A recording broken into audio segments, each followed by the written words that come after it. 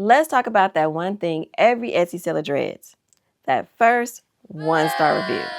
Now, we're not going to do this in a doom and gloom way because it's inevitable. If you have an Etsy shop and you sell for any length of time, you are going to get a one-star review. It's just going to happen.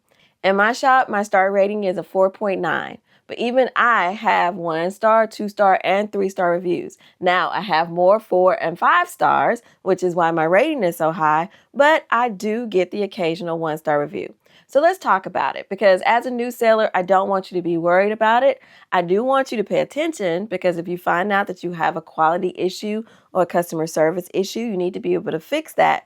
But I don't want you to feel bad when you get that first 1-star review. And we're going to talk about some ways that you can fix those things when it's your fault and even when it's not your fault and the buyer is being unreasonable. If you're new here, welcome. My name is Shalise, and I help Etsy sellers turn their Etsy shops into Etsy businesses. I've been selling on Etsy for over 5 years now, and I've learned a lot during that journey. I do not consider myself an Etsy guru. I have just learned a lot on the way, and I like to share what I've learned with you and learn from you as well. So today we're going to talk about these 1-star reviews. So I thought it would be fun if we start off with me showing you some of my 1-star reviews. I'll show you some reviews that we just have to laugh about because what they were talking about was out of my control. And then I'll show you some legitimate concerns or reviews that were legitimately on me and they had the right to leave that review, and we'll talk about what I did about it. And then we'll go over some that just aren't helpful because the buyer doesn't really give us much to go on. They just didn't like it. And those we can't really learn any lessons from. So let's jump into it. Let's start with the fun part and we'll go over some of the bad reviews. And I've got them here on my phone, so I'll read them to you. And then I'll kind of tell you what they were about and if I was able to do anything about them.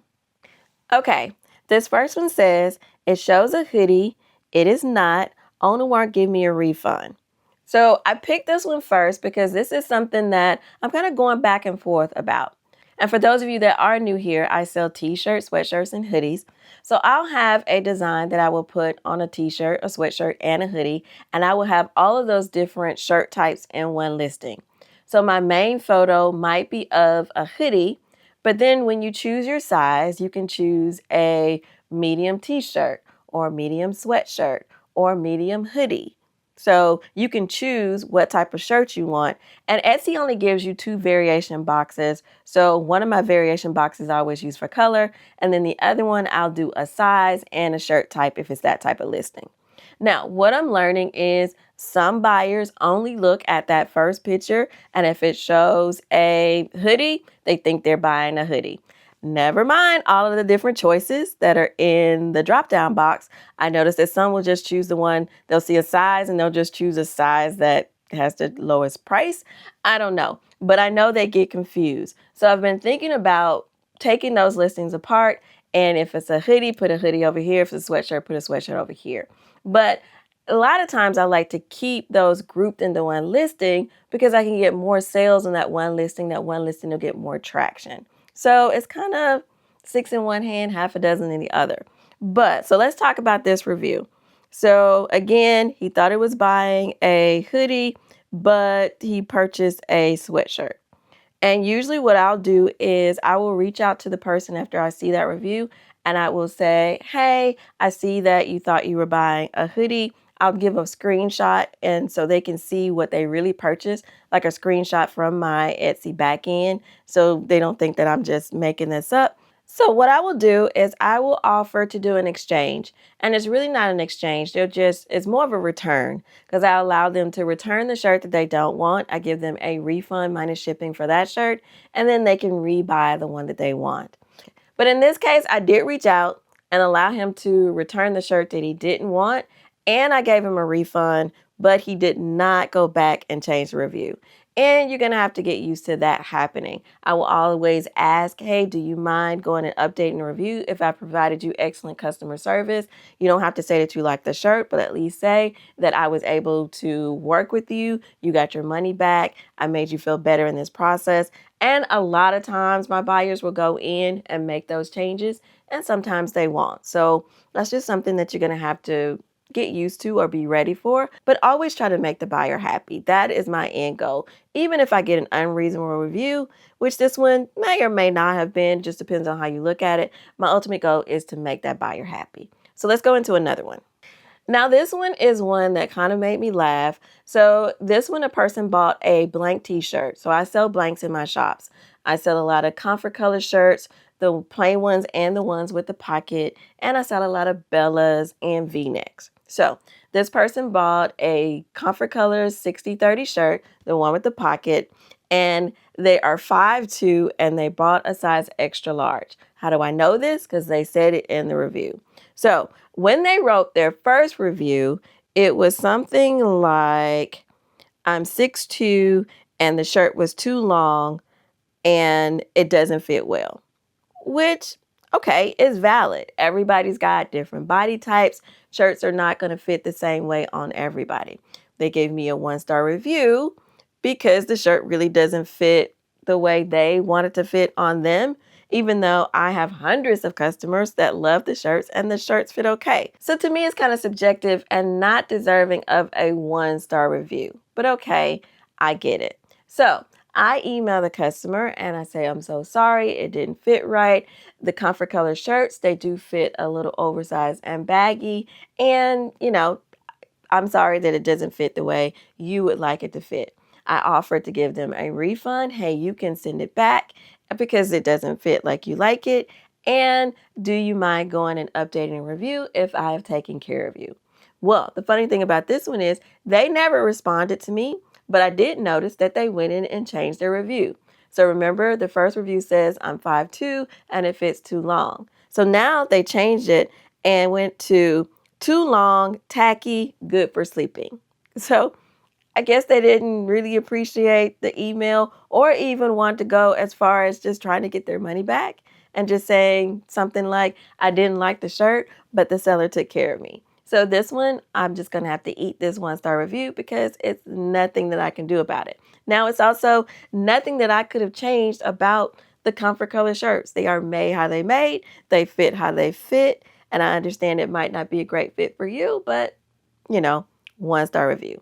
Now, I've had tons of reviews where the person didn't really like the color or the color looked different than what they thought it was going to be because colors are different depending on what monitor or phone you own. And they will give me a 4-star or maybe a 3-star, but say, nothing I can do about it. I got an exchange. It just wasn't what I thought it was going to be, which to me is a more reasonable review if it turns out to be something that you weren't expecting.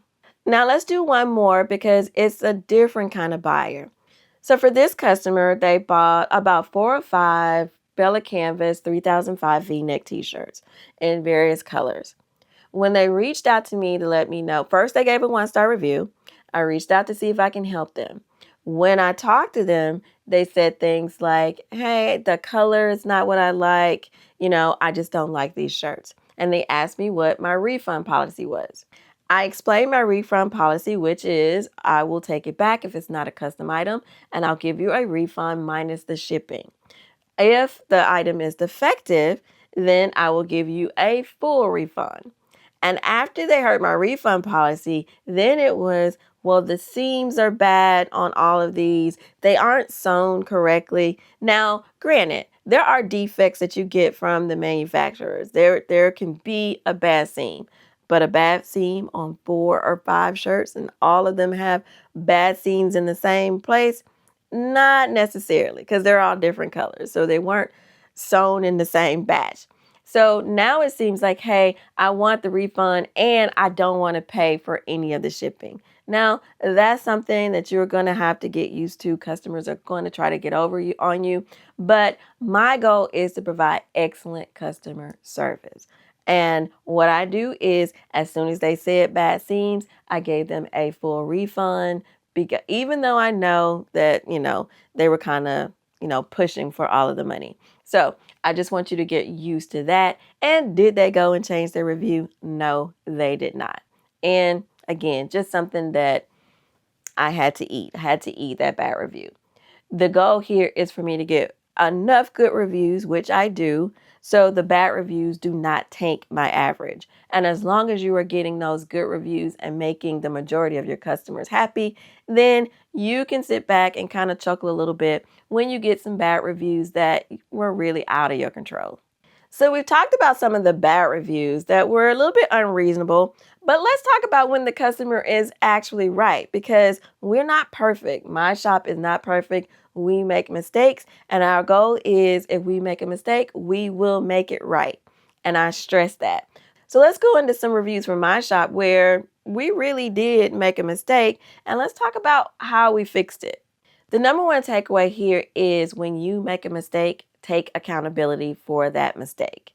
You're not perfect. You do not have to lie or try to come up with any excuses. All you have to do is tell the buyer what happened. Hey, I am so sorry. We made this mistake. Even if you don't know what happened. Hey, I don't know what happened in this situation. I have put things in place so it doesn't happen again. I am so sorry, and make it right for them. Depending on how upset they are, they might accept you taking back, or usually if it's a defective item, I just let them keep it because no need to pay all of that shipping back and forth for something that you can't do anything with. I will just go ahead and send them a new one. I will send them a discount code. And sometimes they're going to be upset no matter what you do, but as long as you try to make it right and you take that accountability. So let's look at some of the reviews that I might have that might fit this category.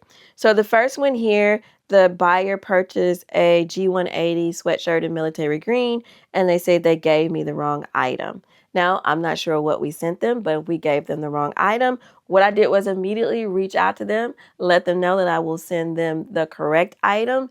Depending on what the shirt is, I may or may not ask them to return it. So in this case, I did want them to return the sweatshirt, and all I did was sent them a blank label so they don't have to worry about paying for shipping. And I normally ask them if they mind returning it to me because I know that it's their time. Even if they don't have to pay for the label, they do have to take their time, get it to the post office or get it to a UPS store and send it to me. So I asked them to please do me a big favor and return the item to me. I'm going to send you a label. All you have to do is print it and put it on the package. You can put it back in the same poly mailer that I sent it to you in, and that I will immediately get them a corrected item sent out. Now, this next one is where the customer did experience an issue, but the issue wasn't necessarily with me. So the review says, never arrived at the apartment. It was a glitter shirt, and they gave me a 1-star review. Now, I, on my end, can see that we shipped it out. I can look at the tracking and I can see that it was delivered. It was sent USPS. But sometimes the post office might put it at the wrong address or they might not deliver it. So as far as the customer is concerned, she did not receive her shirt. Normally when that happens and they reach out to me, I work with them and I use the Etsy seller protection to help them submit a case, and Etsy will take care of that. Etsy will give that customer a refund and not take the money from me because it wasn't my issue. I did my part. It wasn't the customer's issue. She did her part. So Etsy steps in, which is a great program. And in most cases, that usually helps me with the customer and I don't get a 1-star review. But in this case, this customer never reached out and let me know, so I really didn't have a chance to jump in and mitigate. I will say that sometimes I am not watching my reviews or they might slide through the cracks so I don't see them. But if I saw this review, I would have helped her. And then when helping her to get her money back, I would have asked her if she mind changing her review because I helped her get her money back. And that I will explain that is really the post office is outside of my control. So let's look at one more. And this one says, the color of the shirt I received that was supposed to be khaki is more green/gray. And this is honest feedback. Basically, from what she saw on the screen, the khaki color was not what she received. So this is a legitimate review. Let's see what she gave me. She gave me 3 stars for this, which is reasonable. So what would I do about it? What I would do about this is I would reach out to her and I would let her know, hey, sometimes the colors look a little different on the screen. When it comes to photography, there are a lot of things that they can happen there. And if she was And if she did not like the color she received, I would let her know that she could send that back to me and I would give her a full refund. I wouldn't even worry about the shipping on this one because if you're expecting a certain color and you get another color and then that's not really what you were looking for, you were trying to match an outfit, that's not really her fault. Now, is it my fault? Can I predict what the screen colors are going to look like? People's perception of those colors? No, I can't. But again, excellent customer service is what I'm going for. So I want them to have a good experience. So if it's not what you were expecting, I will give you a refund. Now, remember I said I always try to make things right. And I don't want you to think that if you fix something for a customer and they give you a 1-star review, that they're never going to change it or fix it, or that all customers just throw out bad reviews when something goes wrong and they never give you a chance to fix it. So I have a couple of reviews here that I want to show you where me as my shop, me or the people that work in my shop, we made some kind of error and we fixed it and these customers were happy. So I have a review where it says, had a little hiccup with my order and the owner immediately corrected it. Wonderful store and customer service. This turned into a 5-star review. Another, there was a small issue with the shirt and Sean happily fixed and shipped it so quickly. I would 100% recommend Sean to all buyers. I don't remember what happened with this, and I could go back and research it, but whatever it was, I fixed it for her. She's happy. Most buyers will understand that things happen, mistakes happen, and they're okay to give you a good review after you help them out. And then the final one, seller cared enough to exchange the shirt in time for my daughter's party. Great customer service. Now, I do a lot of custom shirts for parties, shirts for weddings. So I'm really big on getting those shirts there by that specific date. So most of the time when I know that it's for an event, if I can tell by the type of shirt, I will ask them what that event date is. And depending on what the issue is, I will try to get them a new shirt, whatever I have to do in time for that event. A birthday party is a one-time thing. Although you have multiple birthdays, you only have one 9th birthday or one 10th birthday. And I don't know how much effort that mom has put into her daughter's birthday party. So I'm going to do whatever I can do to get her that shirt on time. And weddings, same thing. You, for all practical purposes, are only getting married that one time. And you're definitely only getting married, well, for all practical purposes, definitely one time to that specific person. And you want it perfect. And weddings are already stressful enough. So for my bride orders, I start out automatically asking them about their sizing. I help them with that. And I also ask them their event date. I know how much time I have. I know how much time I have to, let's say if something goes and they order the wrong size or something goes wrong with that order with shipping, that I have time to get them another. Or I know if it's tight, it's a very tight timeline, and I take extra care to talk to them. I take extra measures with my shipping. I might not ship USPS. Even if they ask for it, I might ship UPS because I want more control over that delivery. So I go over and beyond when it comes to events because I want to make sure my customers have the items that they order for their special day, especially their personalized items. And then finally, you have those reviews that they're bad and the customer just doesn't really give you anything to go on. For those, you just have to realize that sometimes people are just having a bad day. We don't know what happened through that day. They got that package, they didn't like it, and they will just go and do a 1-star review and don't tell you what's wrong with it because they're not required to put in any text. So it's just a 1-star and move on. And in situations like that, I might reach out and ask what's going on, or they might give a 1-star and, just say some really bad things. I might try to reach out, or like I said, I have enough 4 and 5-star reviews that 1-star review is not going to help my average. I don't want to antagonize them even more than they're already antagonized to leave the type of review that they left. So I leave well enough alone, no harm, no foul, and we just move forward. But one thing I never do, and it doesn't matter what type of review it is, I never argue with a buyer. I give facts and I let them know my position and I try to help them as far as I can help them, but there's never an argument. I'm never going back and forth. And I definitely do not argue with a buyer publicly in my review feed. That's a no-no. I usually just don't respond publicly to any of my reviews, good or bad. It's just something that I never started doing. And when I noticed that you could, then I was like, well, that's going to be a lot of work for me to respond to every review. And I think it would be unfair if I responded to some and didn't respond to others, or only responded to the good or only responded to the bad. So I just do not respond publicly to my reviews. If I get a bad review, I will reach out to them via Etsy messages in the background and we work it out. And if they go and change their review, great. And if they don't, great. But I never argue with a customer because I just don't want that type of interaction with my customers. I go, and it's not that I don't get angry sometimes or I'm like, this person is really tripping, but I just talk to my friends about it. And then even if they are just being totally unreasonable and I cannot think of a professional way to say what I need to say, I go to my old friend ChatGPT.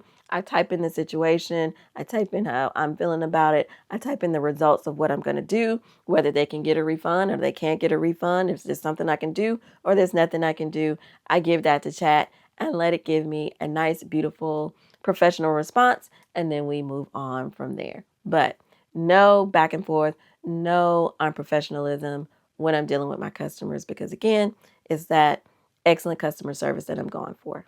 So after all of that, and now knowing that it's inevitable that you're going to get a 1-star review or bad reviews, but you want to make sure you get more, you might be thinking, well, why am I even worried about reviews anyway? What's the importance of the reviews? Well, first and foremost, reviews are social proof as well as telling other potential buyers about your items, about your shop. Nowadays, a lot of people shop online, and reviews are a way for them to see if other people are liking the items. Are you giving other people good customer service?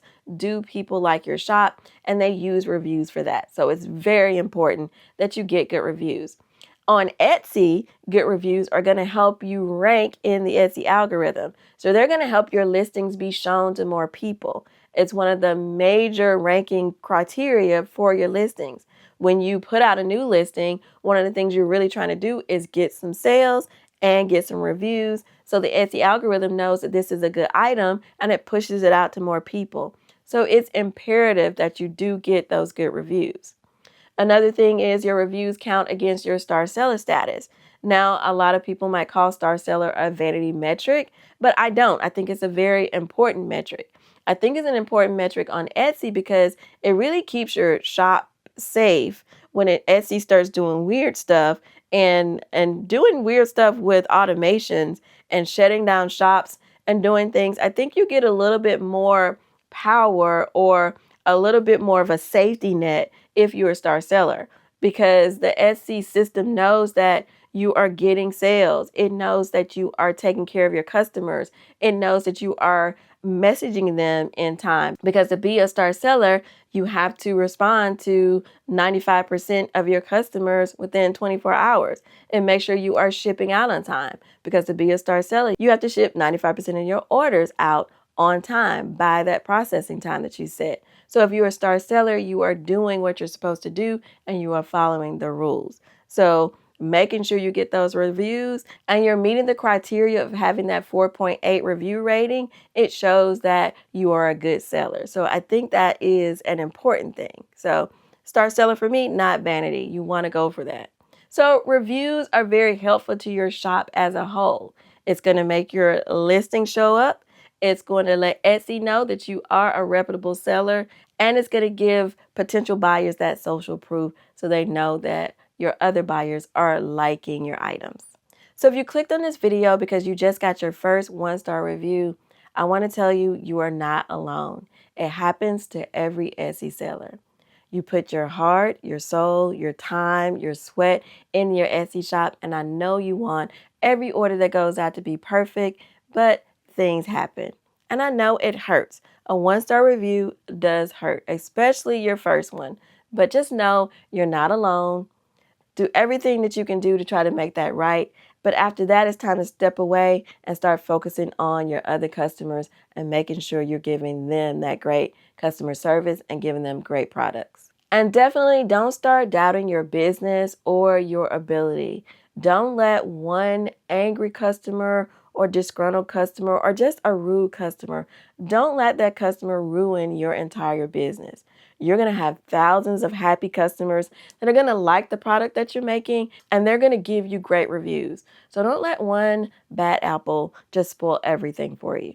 So focus on the 99% of your happy customers, and don't worry about that 1% that there's nothing you can do about, because everybody is just not going to be happy.